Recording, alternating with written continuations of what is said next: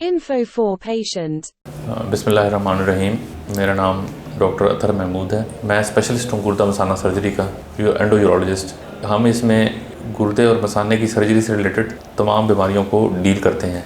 Assistant professor urology services hospital Lahore में काम कर रहा हूँ और उसके अलावा प्राइवेट प्रैक्टिस मेरी अकरम मेडिकल कम्प्लेक्स जेल रोड पे और चौथाई मेडिकल सेंटर बेदिया रोड अस्करी 11।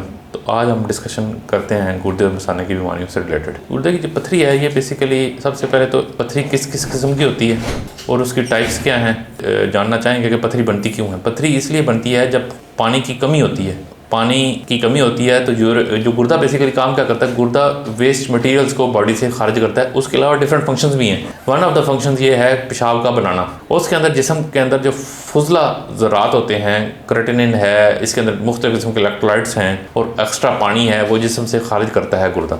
जब पानी इंसान कम पीता है तो गुर्दे के अंदर जो पेशाब है वो कंसनट्रेटेड होना शुरू हो जाता है, वो गाढ़ा होना शुरू हो जाता है। उसके अंदर जो साल्ट्स होते हैं, जो मिनरल्स होते हैं, उनकी टेंडेंसी होती है कि वो प्रेसिपिटेट करना शुरू होता है। प्रेसिपिटेट का मतलब होता है उनके अंदर जो है उनके गुच्छे और वो बनना शुरू हो जाते हैं, जिसकी वजह से उस प्रेसिपिटेशन की वजह से वो एक न्यूक्लियस, एक फोकस बन जाता है और पथरी उसके ऊपर ग्रो करती करती और उसके ऊपर एक खोल आ जाता है। तो ये है बेसिकली गुर्दे के एक पानी की कमी, एक वन ऑफ द फैक्टर है। ज़रूरी नहीं कि पानी की कमी ही गुर्दा की पथरी बनाती है। इसके अलावा कोई जेनेटिक टेंडेंसी होती है, फैमिली हिस्ट्री पॉजिटिव होती है।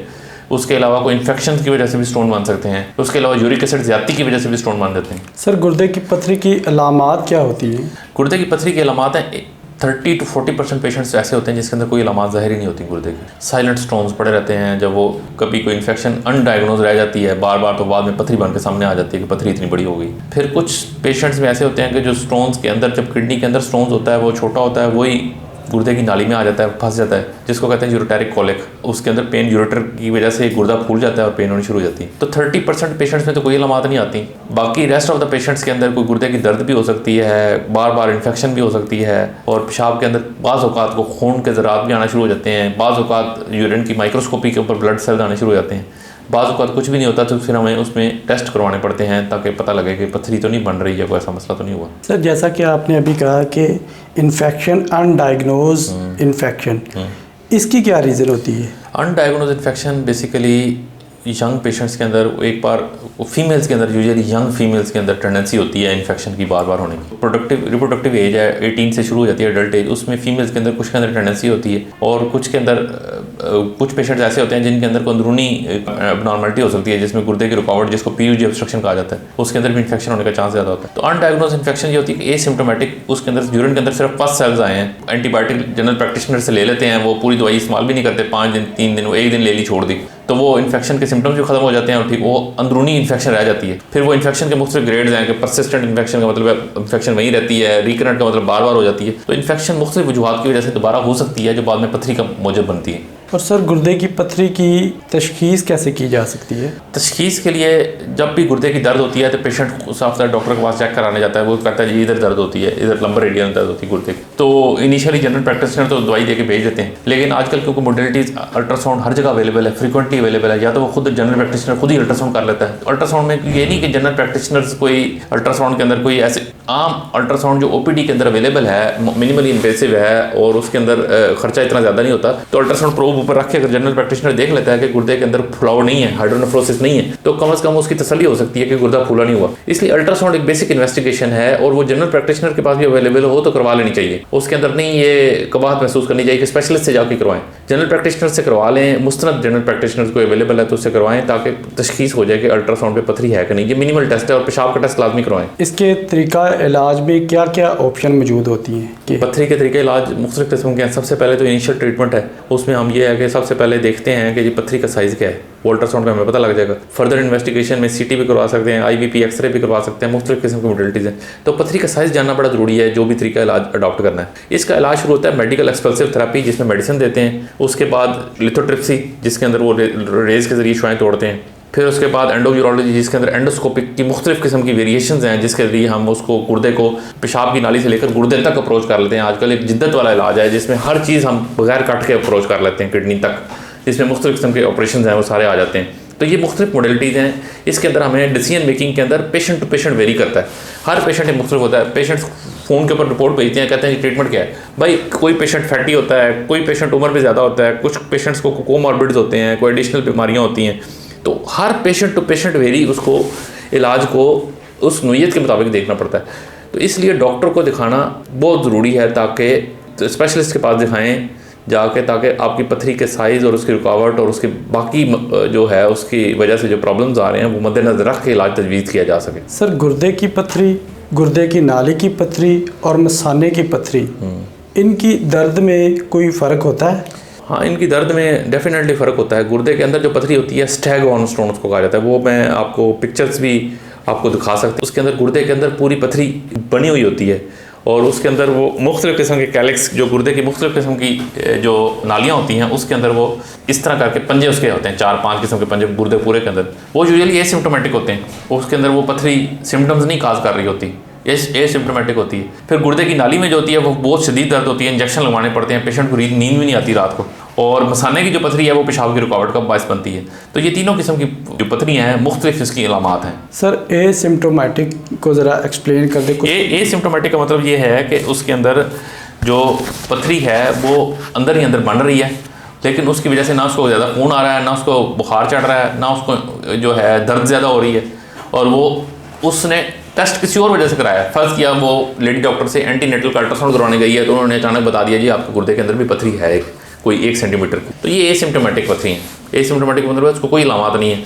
तो अब 1 सेंटीमीटर की साइजेबल स्टोन है, किसी भी टाइम वो गुर्दे की एक कैलिक्स से निकले यूरेटर के अंदर फंस गई तो वो रुकावट कर सकती है। अगर एसिम्प्टोमेटिक पथरी है, वो पेशेंट को दर्द भी नहीं, कोई अलामत भी नहीं है, तो अगर वो जान जाता है और उसके बावजूद भी उसका इलाज नहीं करवाता तो इसके कोई नुकसान हो सकते हैं? हाँ, डेफिनेटली इसका नुकसान है। बार बार इन्फेक्शन हो सकती है, पेशाब के अंदर रेशा आ सकता है, गुर्दे के अंदर रेशा बन सकता है, बुखार हो सकता है, गुर्दा डैमेज हो सकता है, कॉर्टेक्स जो है डैमेज हो सकता है, जो गुर्दे के अंदर गोश्त होता है जो गुर्दे का, वो डैमेज होकर गुर्दे का साइज इफेक्ट हो सकता है, और गुर्दा वक्तन फवक्तन नहीं इलाज कराएंगे तो वो गुर्दा नकारा हो जाएगा बिल्कुल। सर, पथरी का लोकेशन भी मैटर करती है? साफ ज़ाहिर अगर वो गुर्दे की एक लोअर पोल, एक different poles of the stones हैं, कैलिसियल स्टोन जिसको कहा जाता है। जो गुर्दे की जो पथरी होती है वो पथरी की लोकेशन के मुताबिक अलामत करती है। ये पूरा गुर्दा है, ये लेफ्ट गुर्दा शो किया गया तस्वीर में, ये है पेल्विस और ये यूरेटर। एक स्टोन है, ये देखो ये यहाँ पे फंसा हुआ है, ये गुर्दे को पीछे से फुला देगा, सारा गुर्दा हाइड्रोनेफ्रोसिस में चला जाएगा। अल्ट्रासाउंड की रिपोर्ट में आया हाइड्रोनेफ्रोसिस, तो इसमें बहुत पेन होती है। ये इसी तरह ये गुर्दे की ये यहाँ तक नाली दिखाई है, यही नाली नीचे कंटिन्यू हो रही है। ये यूरेटर के अंदर स्टोन है, ये ब्लैडर के अंदर स्टोन है, ये वीयूजे के अंदर स्टोन। तो ये सारी स्टोन जो गुर्दे की नाली के अंदर होंगे तो ये तो पथरी गुर्दे को फुलाएंगे और गुर्दे की रुकावट होगी और पेन बहुत ज़्यादा होगी। हाँ, अगर ये स्टोन है यहाँ पे पड़ा हुआ है, कैलिसियल स्टोन यहाँ पे है, तो ये गुर्दे की साइड पे पड़ा हुआ है, तो ये कोई रुकावट नहीं काज करेगा। कभी कोई दर्द मस्कुलर पेन होगी और अल्ट्रासाउंड कराएंगे पता लगेगा स्टोन है, तो यूजुअली ये कैलिसियल स्टोन्स इनको कहा जाता है। ये लोअर कैलिक्स है, ये मिडल कैलिक्स है, ये अपर कैलिक्स है। तो ये जो स्टोन्स होते हैं ये यूजुअली एसिम्प्टोमेटिक होते हैं। लोअर पोल के तो खास तौर पे क्योंकि इनका इसके अंदर गिरने का चांस कम होता है। ऊपर वाले होते हैं वो ग्रेविटी की वजह से, जो कि नीचे से ग्रेविटी होती है ऊपर से नीचे जिस तरह चीज़ गिरती है तो इस तरह यहाँ गिर सकते हैं। तो ये कैलिसियल स्टोन जो यहाँ पे हो ना, तो ये इतने रुकावट नहीं करते। आमतौर पर स्टोन सर कैलिस में ही बनते हैं या इसके दरमियान? हाँ, गुर्दे के स्टोन जो होते हैं कैलिसिस के अंदर ही बनते हैं। ये माइनर कैलिक्स है, ये मेजर है, यहाँ पे बनते हैं, फिर बड़े होते जाते हैं, बड़े होते जाते हैं, कई बार वो यहाँ पे भी बन जाते हैं। तो ये बेसिकली ये गुर्दे का गोश्त है, इसके अंदर स्टोन नहीं बनता।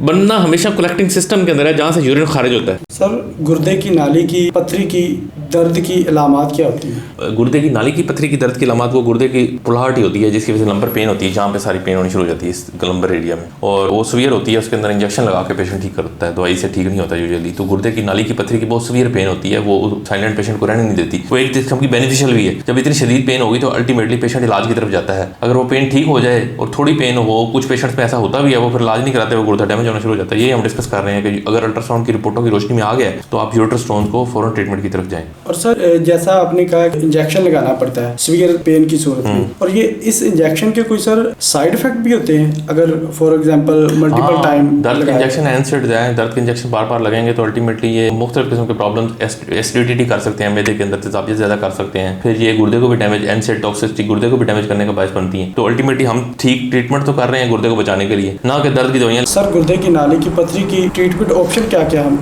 गुर्दे की नाली की पथरी को पहले हमने डिस्कस किया, 2 हफ्ते तक हम इंतजार कर सकते हैं। उसको कहते हैं 2 हफ्ते तक अगर दवाई दी है उसको क्लोजली ऑब्जर्व करना है पेशेंट को। ये नहीं कि वो दवाई लेके पेशेंट भी आगे पीछे हो जाए, पथरी निकली नहीं है और दर्द ठीक हो गया, पेशेंट घर बैठ जाए, पथरी की वजह से गुर्दा डैमेज हो जाए। ये तो है मेडिकल ट्रीटमेंट, यानी कि इसमें केयर क्या जरूरी है कि डॉक्टर को फॉलोअप जरूरी है। 2 हफ्ते के अंदर अंदर डॉक्टर को जरूर चेक करवाना है पथरी की दवाई लेने के बाद। सेकंड नंबर पे इसका एंडोस्कोपिक सर्जरी। ये गुर्दा है, ये गुर्दे के पेल्विस में स्टोन है, ये PCNL ट्यूब डाली हुई है अंदर, ये पेंसिल रखी हुई है आगे, पेंसिल जितना इसका सुराख होता है और ये गुर्दे के अंदर डायरेक्ट जाके ये पथरी को तोड़ रही है मशीन के ज़रिए। इसके अंदर हमारे पास एनर्जी सोर्स होता है जो उसको डस्टिंग करके इसको तोड़ देती है, तो रेज़ा कर देती है और सकआउट कर देते हैं। बिल्कुल जिद्दत वाला इलाज है, पूरी दुनिया में जिद्दत वाला इलाज है। सारी हमारे पास सहूलियात जिद्दत वाले इलाज की अल्हम्दुलिल्लाह पाकिस्तान के अंदर अवेलेबल हैं। हाँ, हमारे रिसोर्सेज की लिमिटेशंस हैं, हर जगह वो उसकी कॉस्ट और उसकी चीज़ें काफ़ी महंगी। इवन दैन अभी भी पाकिस्तान के अंदर इलाज मिडल ईस्ट, जो दुबई, अबू धाबी, इस तरह के मुल्कों के मुकाबले में अभी भी कम। जो हमारे लेबरर तबका है, जो वर्कर तबके हैं जिनके वहाँ पे इंश्योर्ड नहीं होते इलाज, वो पाकिस्तान में आके इलाज करवाते हैं और वो कतन वो इस तरफ नहीं जाते। उनको पता है कि वहाँ पे एक सिंपल अल्ट्रासाउंड कराने के लिए भी 2 हफ्ते से 2 महीने तक इंतजार करना पड़ता है और उसकी कॉस्ट पाकिस्तानी रुपीज़ में अगर कन्वर्ट किया जाए तो 40,000 to 45,000 तक वो अल्ट्रासाउंड के चार्जेस दे रहे होते हैं। हमें जो पेशेंट्स ने बताया, तो वो फ़ौरन आके आते हैं और पाकिस्तान से इलाज करवाते हैं। वो प्रेफर करते हैं कि पाकिस्तान में इलाज कॉस्टली नहीं है इतना। तो हम देखें कि अपनी लिमिटेड रिसोर्सेज के अंदर इतनी महंगी महंगी मशीनियाँ हम इम्पोर्ट करते हैं और उससे हम इलाज भी कर रहे हैं और उसकी मेंटेनेंस भी कर रहे हैं। ये पिक्चर है, वन ऑफ द पिक्चर जो बेसिकली हमने देखी है, ये वीडियो लगा हुआ है सामने, इसी के ऊपर कैमरा नज़र आ रहा है।